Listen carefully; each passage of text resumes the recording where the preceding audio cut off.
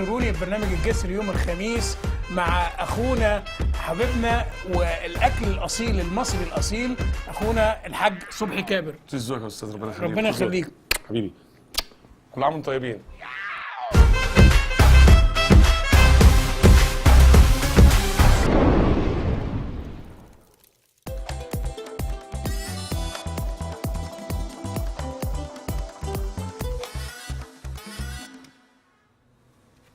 مساء الخير ومسك الختام. ايه ده يا فهد؟ انا سامع صوت بره، في حاجه بره ولا ايه؟ طب معلش انا سمعت صوت كده زي ماشي ماشي. سامع كده كويس.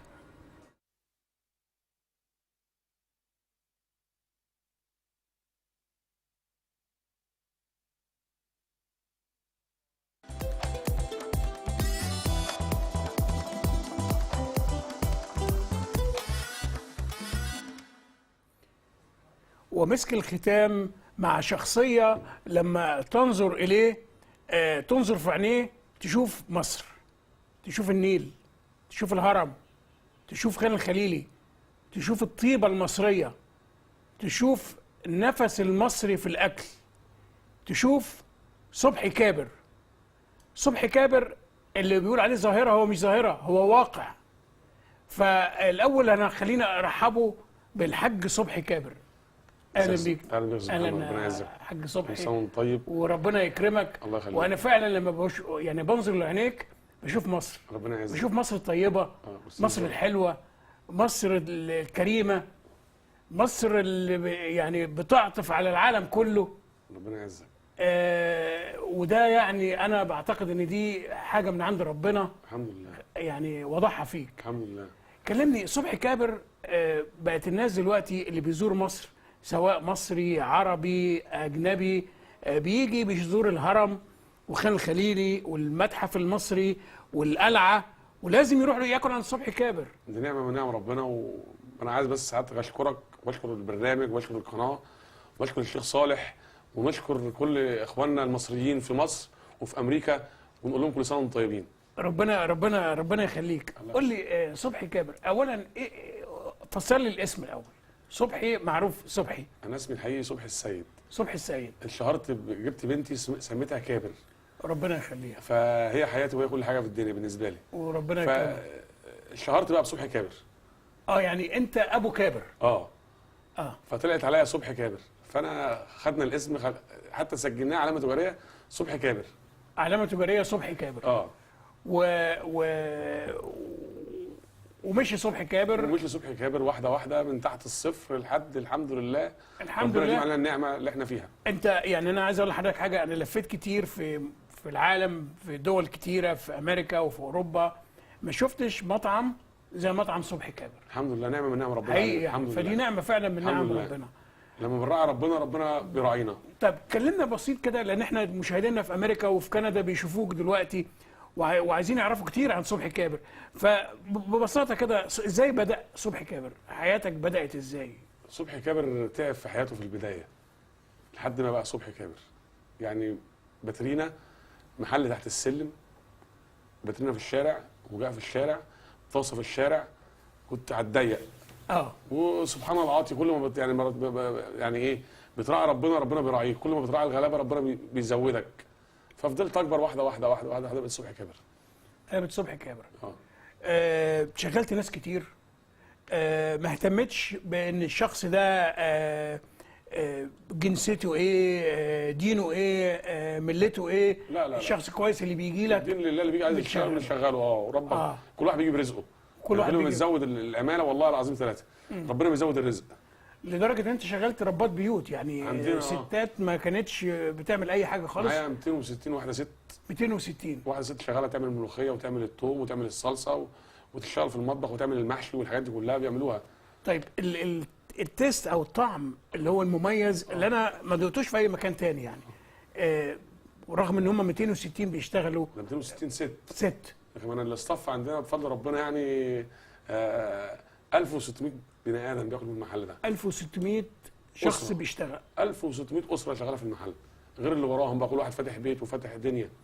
فبنعم ربنا يعني ان برضو الناس دي في رقبتي وربنا يعيني عليهم. ربنا يفتح هم عليك، خيرهم عليا. ربنا يفتح عليك، يعني ربنا يفتح عليك. يقولوا للصف الكاميرا برضو فرصه في البرنامج ان انا بشكر كل العاملين في مطعم صبحي كابر بالنيابه عن صبحي كابر.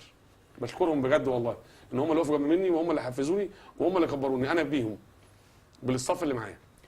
ازاي بيخلوا يعني انت في سر في ايدك، يعني ان انت بتدخل المطبخ وعلشان يظهر الملوخيه بالطعم بتاعها، الكباب، الريش، الحمام، الطاجن، ده كله له طعم مميز. الحمد لله، طعم البيتي الاصلي اللي هو طعم مصري. بس انت بتسيطر ازاي على 1600 واحد بيشتغل؟ والله ربنا بيعيننا عليهم وهم برضه يعني متفاهمين معانا وفاهمين الدنيا فيها ايه، رغم ان احيانا الواحد بيشد عليهم يخصم، بس برجع ارجع لهم تاني الخصم ان هم الناس كلها برضه مفيش حد غريب فيهم. متربيين معانا واهلنا ومن حتتنا ومنطقتنا كلهم معايا. وانا شفت بنفسي، انا يعني شفت الناس اللي حواليه بعيد عنه وهو مش موجود، حسيت قد ايه هم بيحبوا الراجل ده، يحبوني ويخافوا عليا والله. ومسمينه كلهم مسمينه بركه، وهو فعلا بركه، هو بركه لمصر كلها، مش بركه بس لل 1600 عيله، وانت بركه لمصر كلها حقيقي، وانت خير من يمثل مصر بجمالك وجمال روحك وطيبتك واسلوبك المهذب. ربنا يخليك. لدرجه ان احنا لما بدانا نعمل الترابيزه هنا، يعني صبحي الكابر يعني ما شاء الله عنده القدره انه يقعد في اي مكان و100 واحد يعمل له الترابيزه دي، ولكن هو قلع الجاكيت وقال خليني انا افرش المفرش واحط الاكل بالطريقه بتاعتي. فتواضعك ده تواضع لله، يعني تواضع لله رفعه. اهم حاجه في الدنيا التواضع. قول لي الاكل، انت يعني هل انت كنت يعني عندك هوايه مثلا تعمل الاكل وانت صغير؟ لا والله يا استاذ محمد، انا احكي لحضرتك الصراحه. ايوه. انا كانت والدتي ست معاقه ومشلوله، فما كانش في حد معانا الا ربنا ووالدتي. فكان لما ربنا يرزقنا بفلوس كنا مثلا نجيب ربع كيلو لحمه على الباجور الجاز، والله العظيم وسر النعمه دي، على الباجور الجاز كنت اقف اسويه لها، وكانت هي بتتكلم بس ولا ايد ولا رجل، كنت اعمل لها الاكل انا تعمل ازاي. وبدات زي ما قلت قبل كده في مطعم اسمه الالف بك، خدتها من على الحوض من على الصفر، حد خدني رباني مكان والدتي لما توفت، بقى هو اللي يواليني، اروح المحل ياخدني يوديني المحل ويجيبني البيت، لحد ما اتعلمت الطباخه، متعلم في الالف بك، وليا الشرف ان انا اكون كنت في الالف السيور وبقيت طباخ، وسافرت السعوديه وسافرت الدنيا كلها، وجيت عملت باترينا في الشارع، عربيه صغيره، بدات منها معايا مزرعه، الحمد لله دلوقتي يعتبر اكبر مزرعه بتطلع غنم في مصر، يعني بطور. ايوه. يعني الحمد لله عندنا انتاج المزرعه بيطلع في اليوم مثلا 6 عجول وبيطلع 160 خروف يومي، ده برضو من نعمه من نعم ربنا علينا. ويمكن ما بيكفوش اليوم. لا بيكفوا الحمد لله، بيكفوا اليوم، بيكفوا، وبطلع بره فايض لناس بره جزارين ببيع لهم وبتاع، وربنا هو اللي يعني اللي موسع. يعني اللحمه والمواد نفسها من المزرعه. من المزرعه. بتشرف على تربيه المواشي، على اكل المواشي، مفيش كيماويات، مفيش. لا عندنا والله القوطه كلها اورجانيك، الملوخيه اورجانيك، القوطه، اي خضار عندنا في المطعم كله اورجانيك. وربنا هو اللي موسعها يعني الحمد لله. وبعدين تطورت من الباترينا ل محل في محل في محل في محل. في المحل القديم في رود الفرج. ايوه. وبعد كده ربنا كرمني بالمول ده، عايز اطور الدنيا برضو، مش هنفضل انا بروح ابص برضو على محلات بره وبسافر بره، فعندي طموح ان انا ابقى زي حاجات تانية، ما بحسدش حد، بس نفسي ابقى يعني ايه براند حلو. خدت المول ده وطورته وربنا كرمني كده والحمد لله. والحمد لله. حتى الشارع اللي انت كنت فيه الاول، الشارع اللي هو في رود الفرج، الشارع نفسه اتغير، يعني انت غيرت الشارع، غيرت اخلاق الناس هم اخواتي كلهم يعني بتوع المحل القديم دول وخيرهم عليا، وخدتهم معاك معايا للصف القديم كله الحمد لله. طورنا وجبنا ناس صورتهم، جبت ناس من فنادق عاليه قوي تدريبات وبتاع، وظبطنا الدنيا لحد ما وقفنا على رجلنا الحمد لله.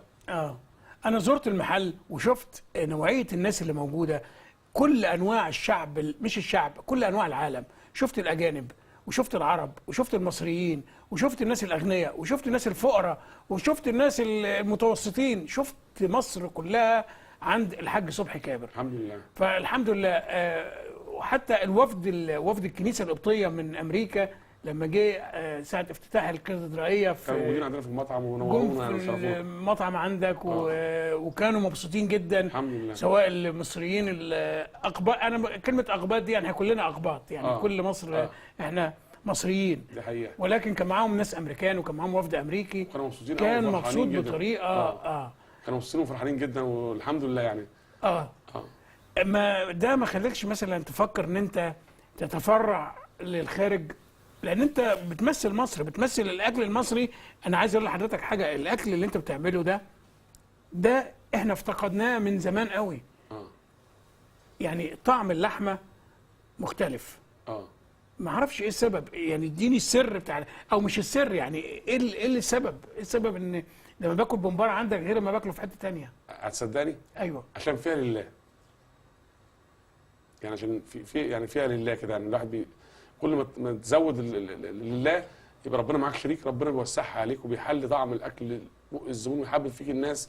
ما حدش يقدر على اي حاجه الا ربنا سبحانه وتعالى.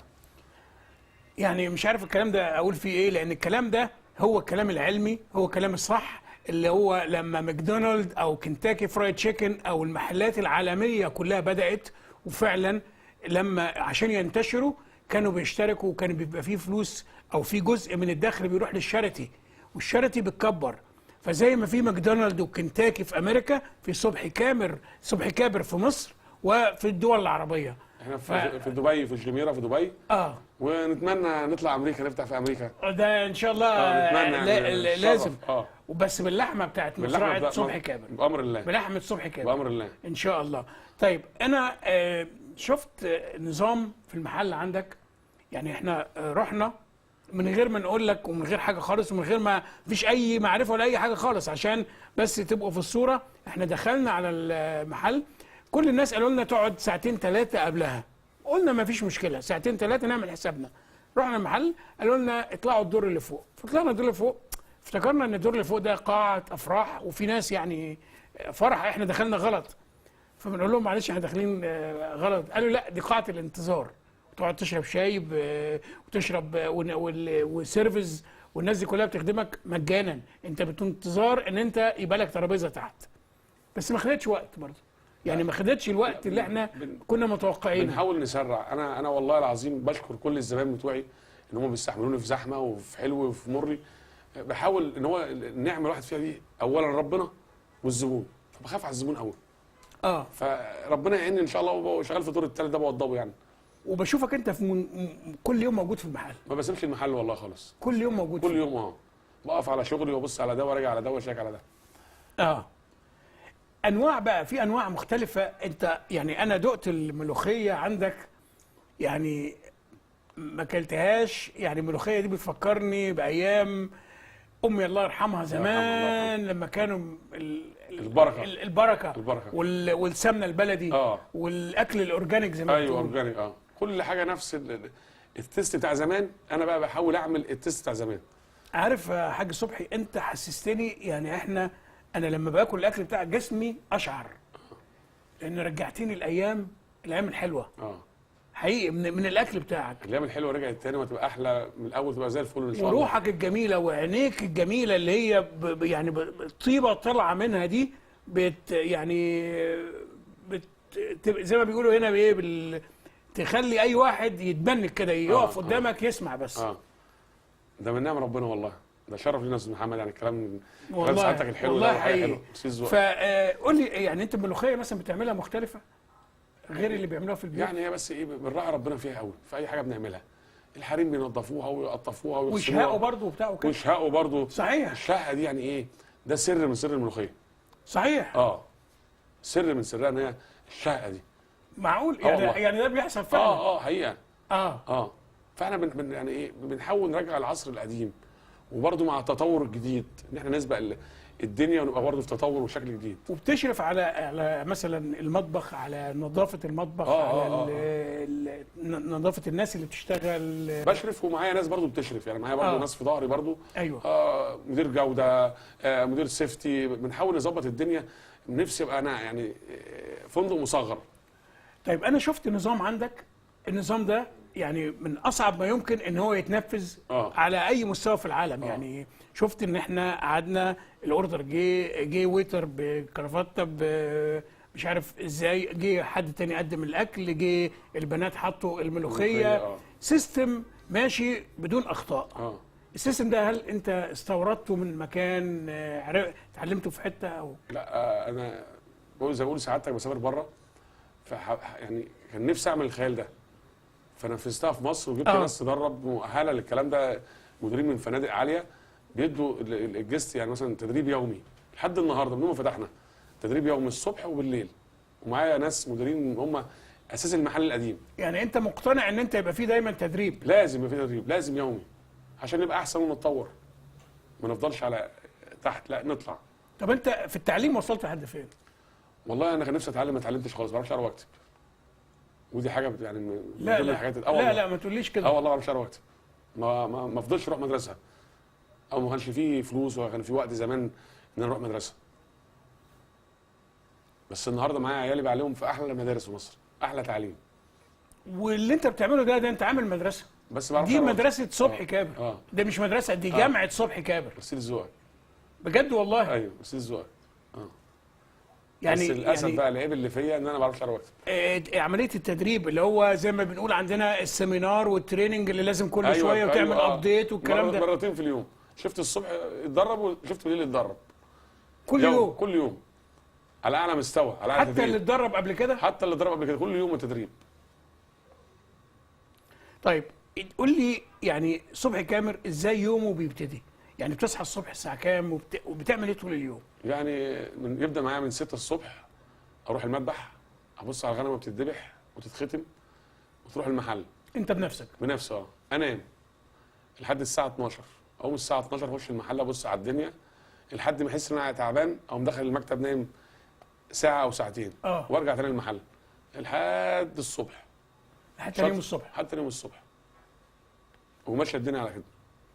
ما بتنامش كتير يعني؟ لا بنام هو مثلا بتاع 8 ساعات متقطعين وربنا يعيني والحمد لله.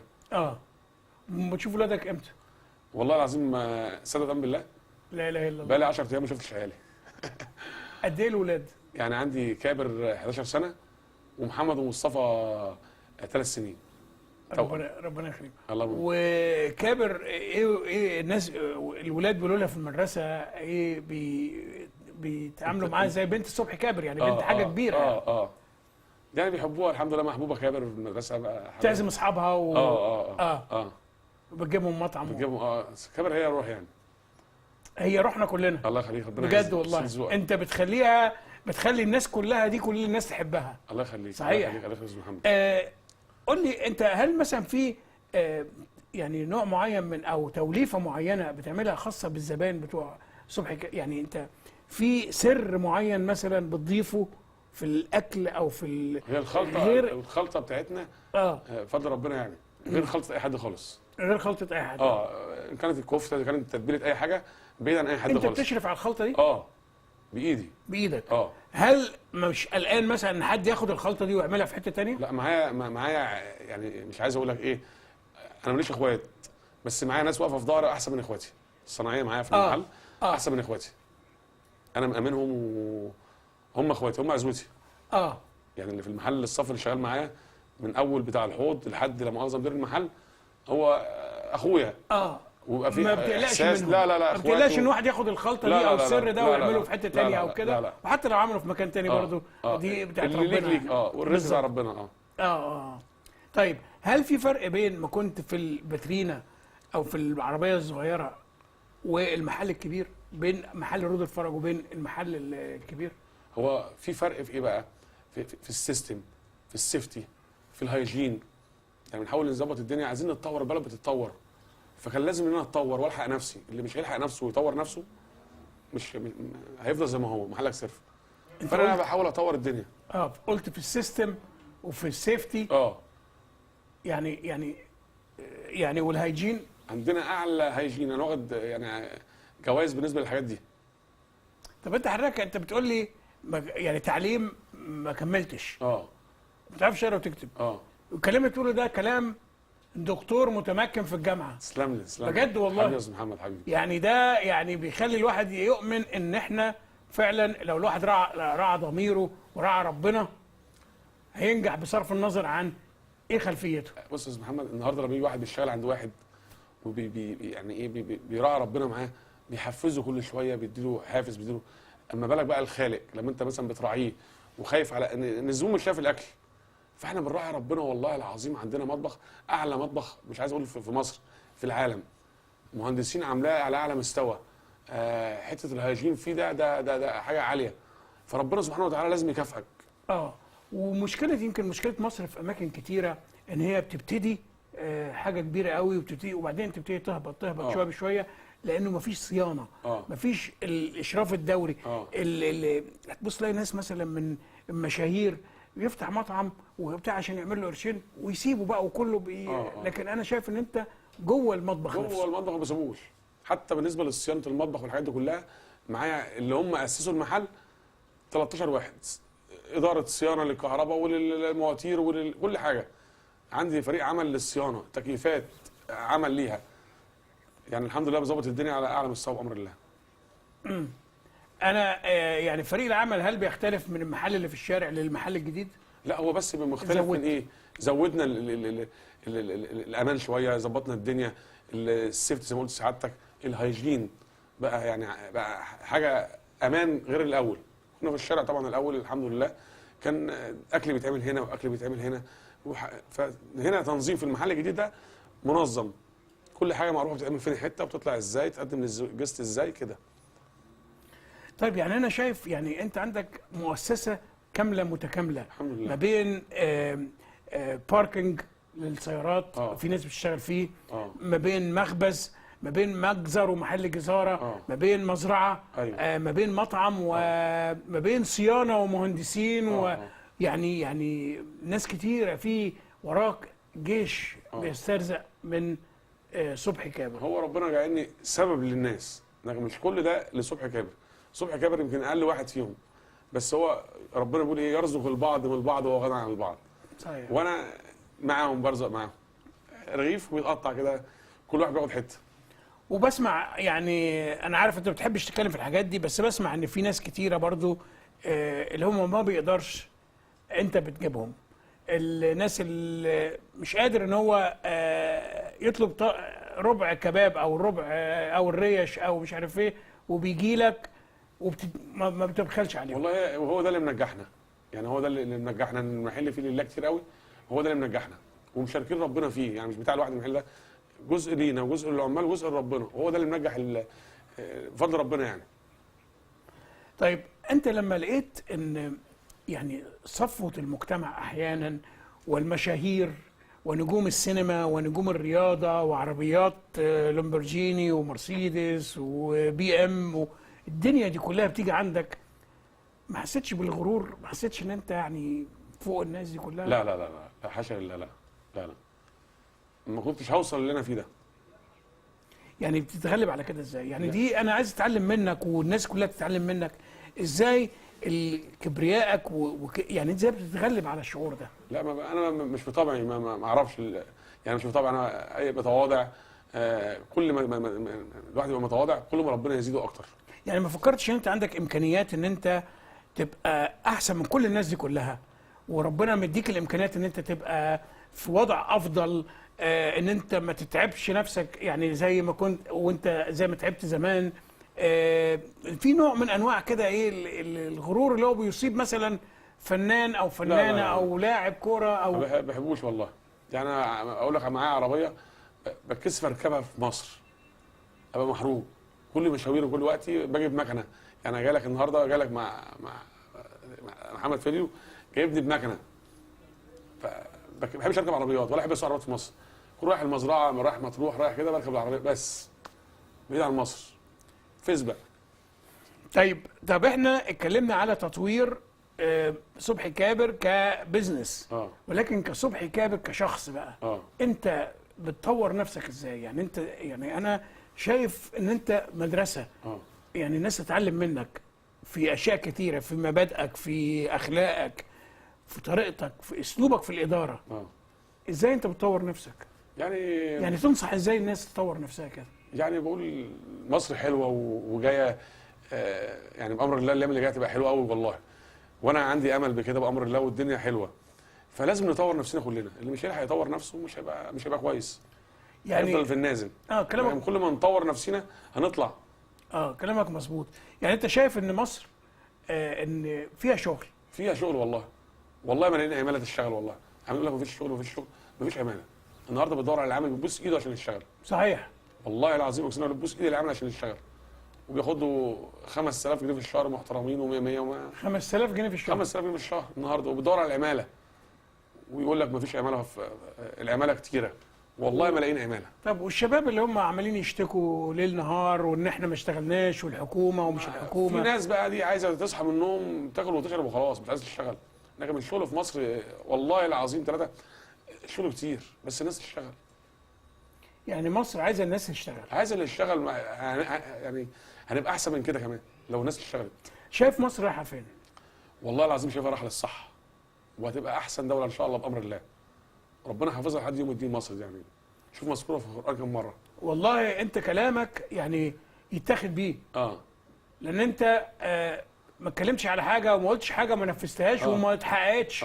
لان في بينك وبين ربنا عمار. الحمد لله. فلما انت بتقول مصر رايحه للاحسن رايحه للاحسن ان شاء الله مصر رايحه للاحسن. انت بص نسبه السياحه في مصر دلوقتي هل دي اللي كانت موجوده السنه اللي فاتت او السنه اللي قبلها؟ لا. بسم الله ما شاء الله الزياده بامر الله مستمره وربنا هينصرنا ان شاء الله. معظم رواد او اللي بيجوا المطعم كتير في ناس طبعا خلاص بقت مدمنه كل 3 ايام كل يوم ويوم بيجوا او ما كانش يوم كل يوم. معظمهم بيبقوا نوعيه شكلها ايه؟ يعني اولا هل متوسط الدخل؟ هل اللي هم الناس لا عندنا كل المستويات. عندنا الناس المتوسط الغني الفقير عندنا الاماراتي عندنا السعودي عندنا الامريكان يعني عندنا كل الجنسيات. هل بتفرق مثلا انا شايف المنيو بتاعتك اسعارها معقوله جدا بس هل ما بين واحد امريكاني وواحد مصري؟ لا. كل واحد حتى يجي ساعات واحد سواق يقول لك ايه طلع لي مصلحه من ده اقول له لا مفيش كلام عندنا من ده. مفيش الكلام كله زي بعضه. الله اكبر ان انا عليك. بكسب الزبون تاني عشان يجيني تاني ما يروحش يقول لاصحابه ويجي تاني. طب انت شايف يعني في يعني الكلام اللي بتقوله ده كلام مهم جدا وكلام سياسي وكلام هو اللي احنا عايزينه في السياحه والكلام اللي احنا عايزين مصر تنهض بيه ان انا ما افرقش ما بين مصري واجنبي علشان اجذب الاجنبي بالظبط كده ويجي لي تاني. انا مش عايزه يجي لي مره واحده واخد منه وخلاص والله العظيم تيجي ناس تيجي تحاسب على الشيك يقول لك ده بس اقول له هو ده بس. فبتعجبها الاكل بالرخص والطعم والنظافه وحنين. فالناس تبقى مبسوطه طبعا.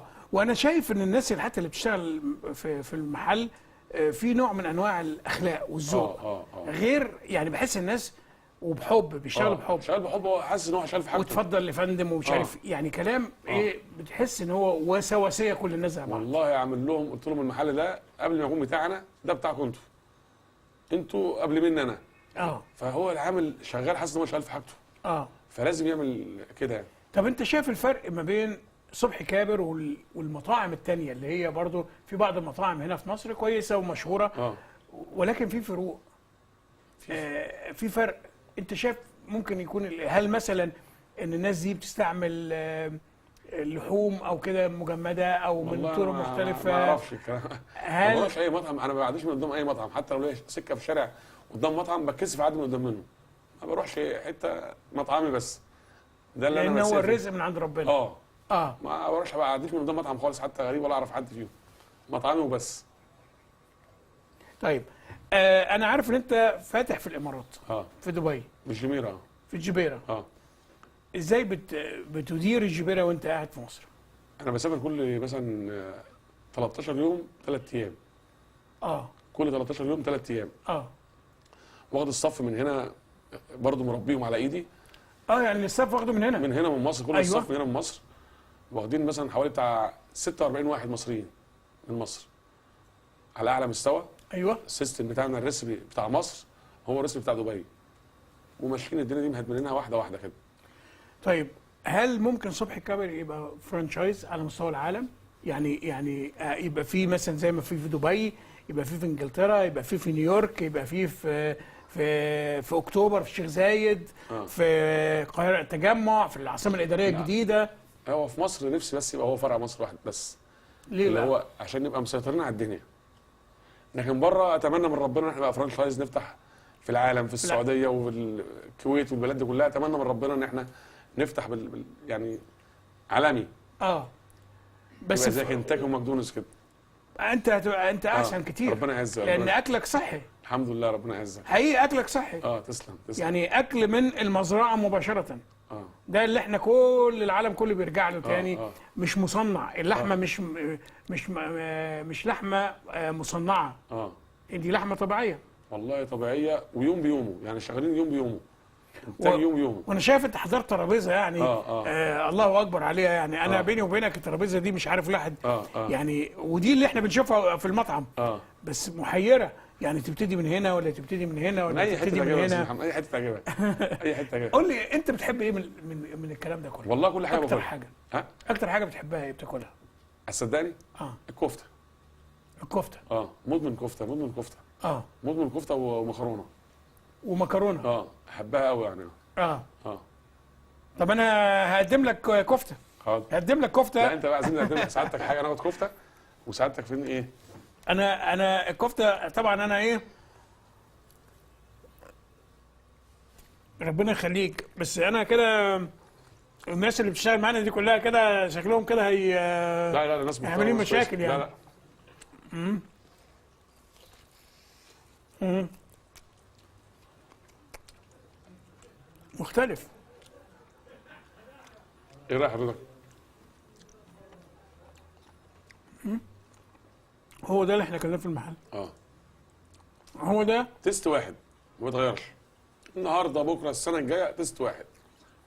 والخلطه دي هي الخلطه هي يعني، حتى ربنا في الجبيره برضه نفس الخلطه، نفس الخلطه، نفس الطعم ده. يعني دبي زي مصر، نفس التيست اللي هنا والتيست اللي هناك. وبنقعد العماله بتاعت الجميره دي مثلا بنوديهم زي مكافاه، زي تحفيز. يعني مثلا كل شهرين العامل ليه شهرين هناك عندنا. كل شهرين نغير الصف هناك ونجيب غيره، عشان خاطر يبقى زي مكافاه، انت بتكافئه، بتطلعه دبي. اللي بيروح دبي طبعا بياخد اكتر. فهو برضه عشان يبقى كله زي بعضه، زي تحفيز بنحفزهم بيه. معلش انا اسف اعذروني، بس ما ينفعش واحد يشوف المنظر ده كله وما يحاولش ان هو حتى يدوق. انا بس البمبار اللي هناك ده، البمبار ده بص حته النيفه دي، ربنا دي نيفه. اللي هي لحم الماعز يعني. لا لحم خروف. لحم خروف. الرقبه. هم بره يقولوا للناس ايه النيفه ماعز، وايه الكلام من ده؟ النيفه لحم الخروف، الرقبه بتاع الخروف. تسوى في الفرن وتطلع تتخلي بتقطع سلايس كده. حتى الدهن اللي طالع منها ده دهن مفيد والله. لحم ابيض. يعني الجزارين التقيله بتاع الزمان يقول لك ايه ده الدهن ده مش دهن، ده لحم ابيض. بس انت عمرك ما كنت جزار يا صبحي؟ لا. يعني كنت جزار؟ انا واخدها من تحت الصفر زي ما قلت سعادتك. خدتها من الف ب، من الحوض للجزاره للسلاطيري، كل حاجه الحمد لله واخدها دارسها من تحت. يعني لو حاجه غابت من الناس دي كلها تقدر بعملها انا. تقوم بيها. اتدخل فيها على طول ساعتها. يعني رغم انت عندك الوفات بيشتغلوا معاك. ولكن لازم تدخلي برضه. طيب ايه المشروع القادم عندك؟ يعني ناوي اطور المحل، بس نطور تاني ان شاء الله في المحل نفسه. طيب الناس اللي بتجي لك اكيد فيهم بقى العرب والاجنبي وطبعا المصري، ردود افعالهم ازاي؟ بتشوف الناس ازاي؟ والله صدقني يا استاذ محمد، لما يجي واحد يقول لي تسلم او الاكل حلو او كلام من ده، ببقى سعيد سعاده الدنيا. هو ده المكسب بقى. والله العظيم ببقى فرحان وسعيد سعاده الدنيا. اكتر حاجه بيحبوها الاجانب ايه؟ انت عارف الاجانب بيقلقوا من الاكل بتاعنا بس يحبوه. يحبوا بقى ورقه السوق، ورقه اللحمه، الملوخيه، بيعتبروها شوربه خضراء. بيحبوها. هل فرق بين مثلا في العرب، مثلا في فرق بين العرب والمصري؟ العرب بيبقى اكتر اتجاههم ناحيه ايه اكتر؟ هل العرب عندنا بيحب الموزه، بيحب الكباب، بيحب الريش. لكن كمصريين بيحبوا ورقه السوق، ورقه اللحمه، النيفه، الكفته. طب والامريكان بقى اللي هم او الاجانب؟ بيحبوا الستيك. الجماعه الامريكان والالمان بيجوا مثلا يطلبوا الستيك، بيحب الستيك. يطلبوا الستيك. يبقوا فرحانين بيه جدا. طبعا لان الستيك انا يعني انا بقول لحضرتك انا حبيت الستيك عند صبحي كابر بس. لان الستيك انا باكله بره في امريكا مشهورين بالستيك، الستيك اللي هو التخين كبير، ما طعم في الاخر انت بتاكل حاجه زي نوع من انواع البلاستيك بطعم اللحمه. هنا دي اللحمه. ده الستيك. الله اكبر عليك. اه الله اكبر عليك.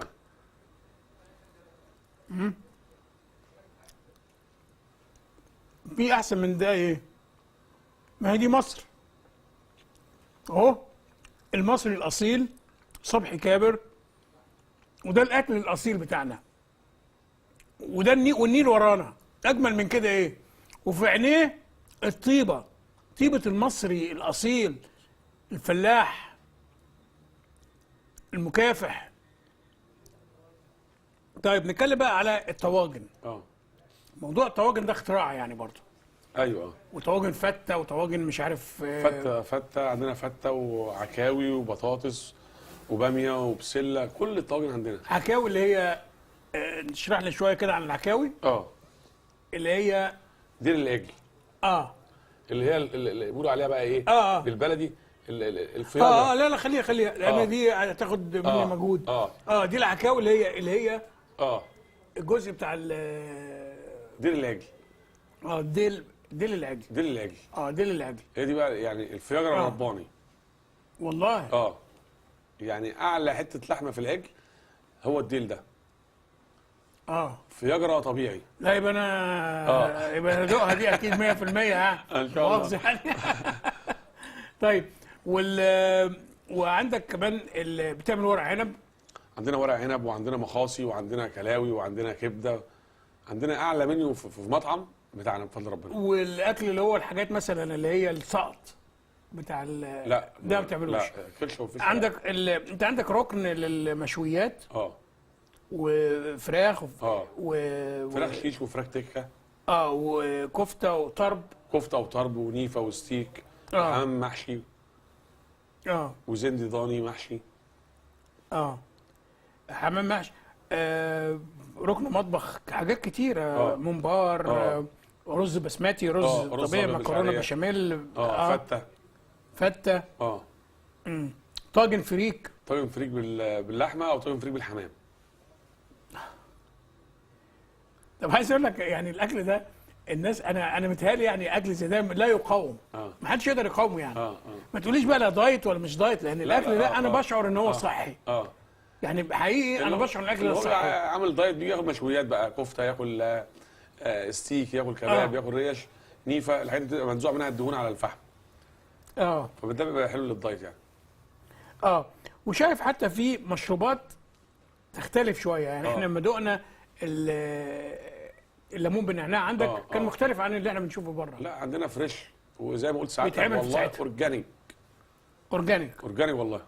عندك ايس كريم، عندك يعني عصاير، كل حاجه واسعار خفيفه كلها، مش عاليه يعني. طب هل احنا يعني ممكن الواحد يشتري منك لحمه مش مستويه يعني؟ يبيع لحمه نيه.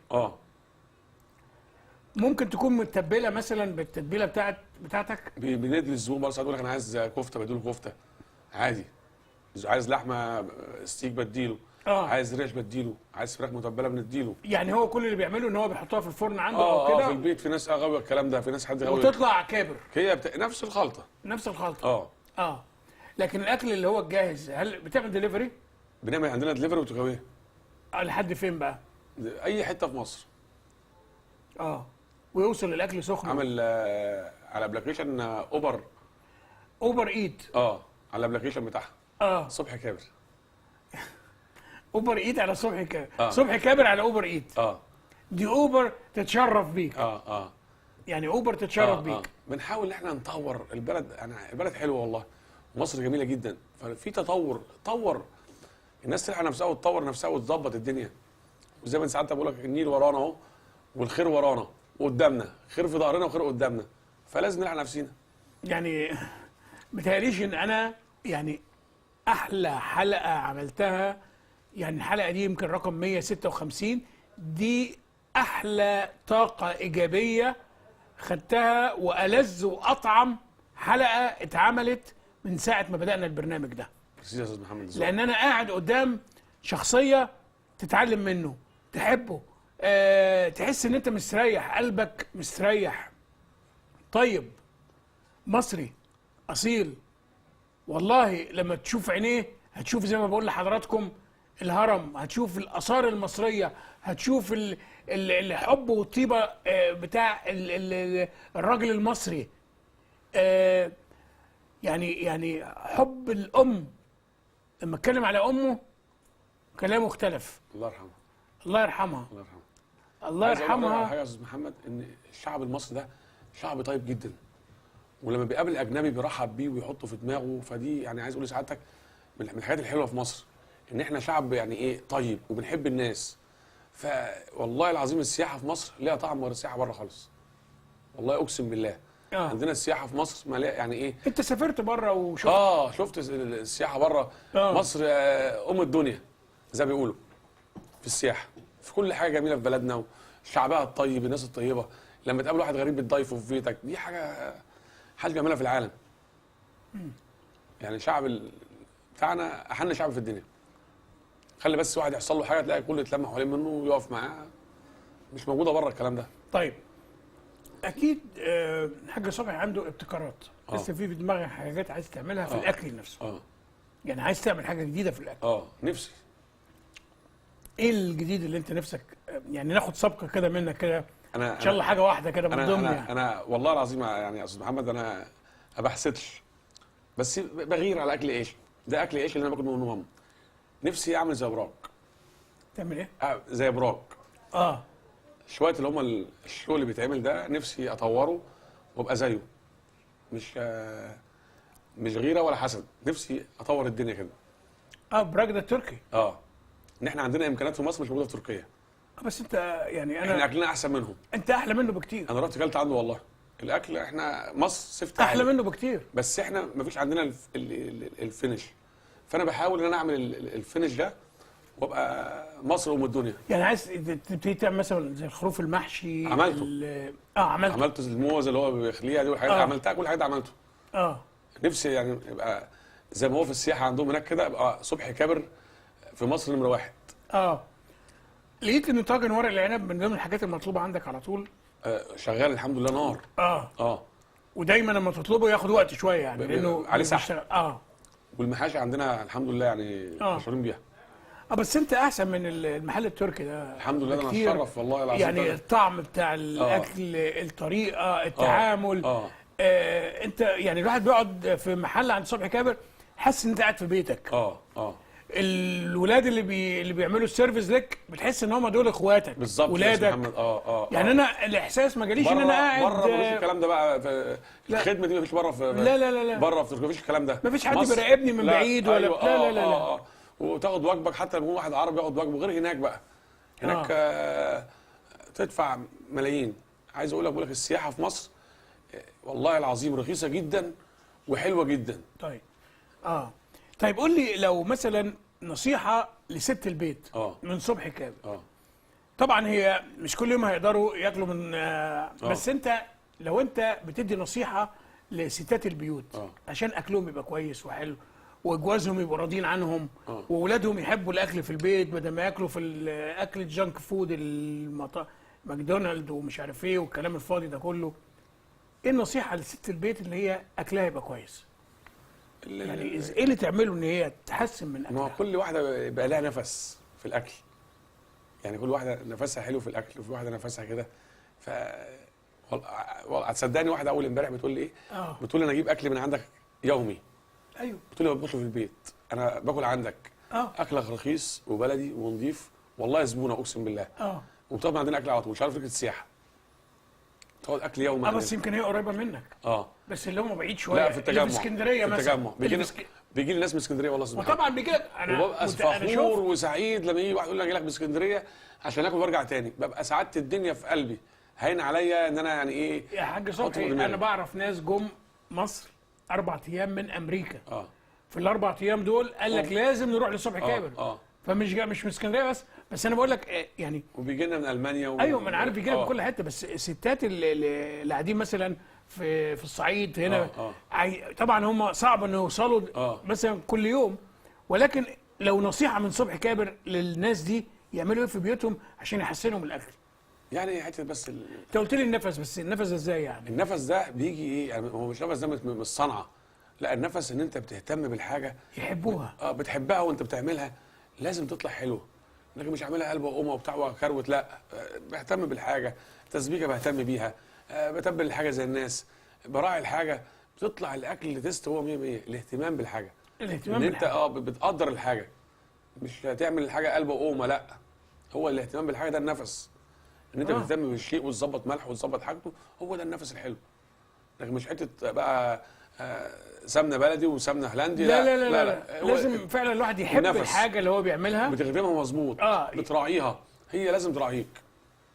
ما هو لازم فعلا الواحد، يعني دي نظريه حتى في الدين بتاعنا ربنا قال كده، ان لما بعمل حاجه باخلاص وبضمير وبحبها ربنا بيجازيك عنها الحب خير. ده زي ما انت كده طيبتك وحبك للناس وحب الناس لك موجود فيك، انت اي حد بيقابلك بيحبك. الحمد لله، نعم عند ربنا. يعني فده بيظهر على حاجات كتيره. أيوة. يمكن ما تشعرش بيها زي ما الناس اللي شايفاك تشعر بيها.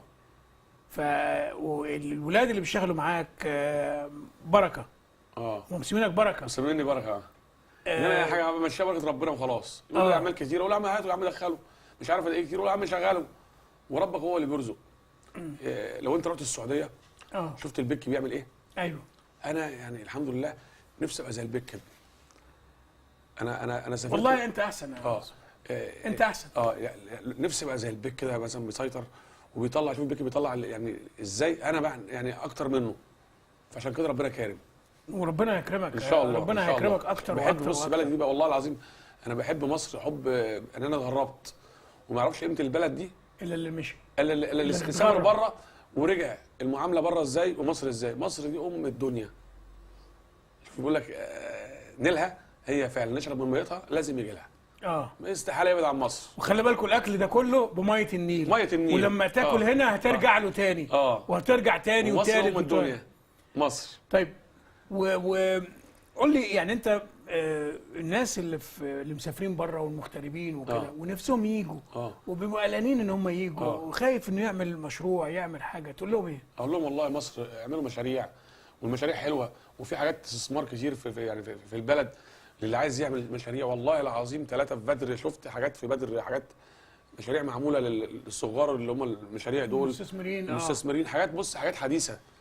والفرصه متاحه في مصر، اللي عايز يستثمر يجي يستثمر بره. اللي تعالى بلدك واعمل مشروع صغير واكبر فيه وابدا حياتك وعيش.